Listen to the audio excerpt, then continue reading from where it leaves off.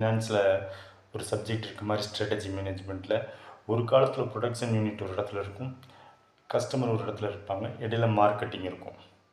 இனி அப்படி இருக்காது. நாலேஜ் ப்ராசஸ் அவுட் சோர்சிங்கில் எல்லாமே கார்போரியல். அவர்களே ப்ரொடக்ஷன், அவர்களே அதை மார்க்கெட்டிங், அதை அவர்களே டிஸ்பிளே பண்ணி அவர்களே சேல் பண்ணுறதையும் அவர்களே பை பண்ணுறதையும் நாம் கண்கூடாக இந்த விஞ்ஞான தலைமுறையில் பார்த்து கொண்டிருக்கிறோம். இதை விட முழு வீச்சில் 99% நாம் அந்த நாலேஜ் ப்ராசஸ் அவுட் சோர்சிங் தொடர்புடைய கல்வி வேலைவாய்ப்புகளில் நம் அடுத்த இளம் தலைமுறை கவனம் செலுத்துவதை ஊக்குவிப்பு செய்யவும் கடமைப்பட்டிருக்கிறோம். எல்லா துறைகளிலும் மருத்துவம், சட்டம், கலை, இலக்கியம், சமூகம், அரசியல், அறிவியல் எல்லாவற்றிலுமே இந்த நாலேஜ் ப்ராசஸ் அவுட் சோர்சிங் தான் இந்த 2020களுக்கு பிந்தைய தலைமுறைக்கு இன்னும் ஒரு 10 ஆண்டுகளாவது, ஒரு 1 டெகேடாவது இது இருக்கும் என்பது என்னுடைய நம்பிக்கை.